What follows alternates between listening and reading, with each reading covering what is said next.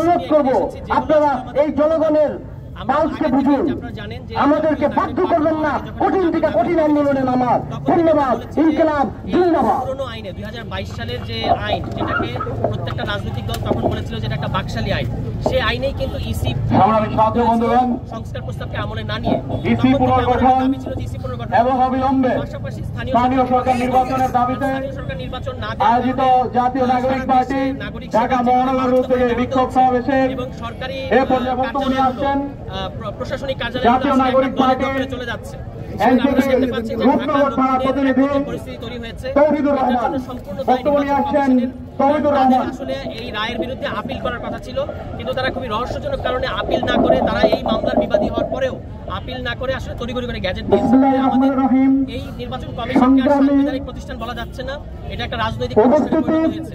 এখানে আমাদের যে পুরনো দাবি ছিল যে নির্বাচন, আমি আপনাদেরকে জানাতে চাই, সেই দাবির সাথে আপনারা জানেন আরো একটা পুরনো দাবি স্থানীয় সরকার বিপ্লবের মাধ্যমে আমরা বলছি যে নির্বাচন কমিশন আমরা স্বৈরাচারকে মুক্ত করেছি, সংস্কার প্রস্তাব আছে, স্বৈরাচার মুক্ত বাংলাদেশ গড়তে পেরেছি। সংস্কার প্রস্তাব দিয়েছে, সেই সংস্কার প্রস্তাবগুলো আমলে নিয়ে নির্বাচন কমিশন করতে হবে এবং পুনর্গঠন মুসলিম দেশ এই বাংলাদেশ এবং সেটা জাতীয় সরকারের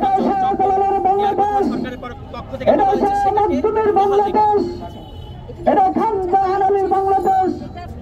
এই বাংলাদেশে আমরা মুসলিম হিসেবে জন্মগ্রহণ করেছি, যুদ্ধ করবার জন্য আমরা বসে থাকার জন্য জন্মগ্রহণ করে নাই। আপনার চলেন যুদ্ধের জন্য জন্মগ্রহণ করে সরকারকে পতন ঘটিয়েছি আমরা বাংলাদেশ থেকে।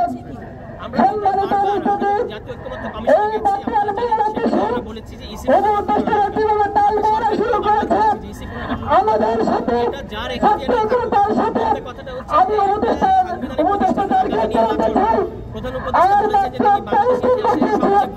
জুলাই ঘোষণাপত্র সম্মানিত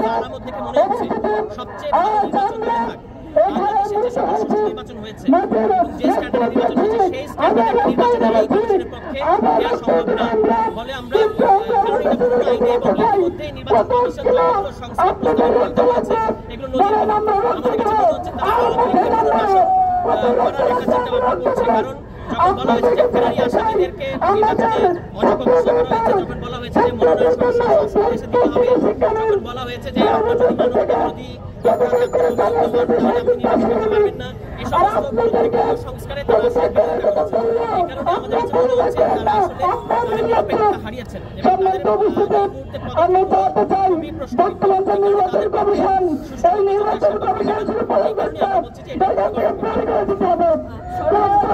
আমরা দেখতে চাই না সরকারকে বিতাড়িত করার জন্য আরো একটা দিলে আরো একটা দিলে আমার ইনশাল্লাহ। কিন্তু কারো কাছে আমরা যারা বিদেশি কর্মীর কাছে আমরা মাথা নত করবো না। সম্মত উপস্থিতি আপনারা প্রতিষ্ঠান আপনাকে রাস্তা দিতে রাজি আছেন, তারা 24 ঘন্টা মধ্যে এই দিদি প্রত্যেকটা করে আমরা আবারও রাস্তা দখল করবো ইনশাল্লাহ। ধন্যবাদ সবাইকে। আসসালামু আলাইকুম। না, আমরা দেখেছি যে এই স্থানীয় সরকার নির্বাচন কখন হবে এটা আসলে সরকারের ব্যাপার, বিশেষত স্থানীয় সরকার মন্ত্রণালয়ের ব্যাপার। কিন্তু এই নির্বাচন কমিশন বলেছেন যে এখন স্থানীয় সরকার নির্বাচনের সময় নাই, রাজনৈতিক বক্তব্য এই ধরনের বক্তব্য তাদের মোটিভ নাগরিক পার্টি এবং তারা দলের সাথে নিজেদের অবস্থানকে একেবারে গুলিয়ে ফেলেছেন। আমরা বলেছি যে নির্বাচন, স্থানীয় সরকার নির্বাচন, এই দাবিটা তো আমাদের স্থানীয় সরকারের কাছে। তো তারা বলেন যে নির্বাচন দেওয়া সম্ভব হবে না এবং এটা সম্মানিত গণমাধ্যম কর্মীদেরকে যারা এই উত্তপ্ত রোদের মধ্যেও জনগণের যে কাঙ্ক্ষিত এবং বাংলাদেশের মানুষের যে মনের চাওয়া সেই বিষয়ে নিউজ প্রকাশ করার জন্য আজকে আমরা আপনারা এখানে এসেছেন। আমরা একটা কথা ক্লিয়ার ভাবেই দেখতে পাচ্ছি বা বলতে চাই যে গেল কিছুদিন যাবৎ আমরা দেখতে পাচ্ছি ঢাকা মহানগর দক্ষিণের সিটি কর্পোরেশনের সাধারণ জনগণ তাদের সেবা থেকে বঞ্চিত। উদ্দেশ্য কি? অবৈধ নির্বাচনের মাধ্যমে যারা অবৈধ নির্বাচন বলে এটাকে প্রত্যাখ্যান করেছিল তাদের পরাজিত মেম্বারকে আবার বৈধভাবে ক্ষমতায় বসানোর জন্য গায়ের জোরে একটা বল প্রয়োগ করা। আমরা আপনাদেরকে ক্লিয়ার ব্যাপারে বলতে চাই, আপনাদের যদি এত জনপ্রিয়তাই থাকে তাহলে আপনারা আগে স্থানীয় সরকারের নির্বাচনের কেন বিরোধিতা করছেন? আমরা চাই আপনারা নির্বাচনের মাঠে আসেন, নির্বাচনের মাঠে আসলেই প্রমাণিত হবে তাদের ভোটের ব্যাংক কত শক্তিশালী। আপনাদেরকে আমরা আরো ক্লিয়ার মেসেজ দিয়ে বলতে চাই, যখন আওয়ামী লীগ সরকার বাংলাদেশের জনগণের শক্তিকে খাটো করে দেখেছিল, ছাত্র জনতার শক্তিকে খাটো করে দেখেছিল, ক্রিটিসাইজ করে কথা বলেছিল, তখনই কিন্তু তাদের পতন নিশ্চিত হয়েছিল। আপনাদের আচরণে এখন বর্তমানে সেই আওয়ামী লীগের স্বৈরাচারের ব্যবহারে স্পষ্ট লক্ষ্য করা যায়। আপনারা প্রস্তাব করলে বঙ্গোপসাগর পর্যন্ত যাবে কিনা জানি না, তবে জনগণের সেই সাহস জনগণ যদি অতিশয় একবার রাস্তায় নেমে আসে, আপনাদের প্রতিটা নেতা কর্মী প্রস্তাবের ভয় প্যান্ট নষ্ট করবেন, এটা আমরা লিখিতভাবে বলতে পারি। আমরা আপনাদের কারো বলতে চাই, এই নির্বাচন কমিশন তাদের অবস্থান এখন পর্যন্ত এত ক্লিয়ার করে নাই। জাতীয় নির্বাচনের পক্ষে আমরা সবসময় ছিলাম, আমাদের এনসিপি সবসময় থাকবে, তবে বাংলাদেশের ইতিহাসে 54 বছরে 100% কোন ফেয়ার ইলেকশন আমরা দেখতে পারি নাই।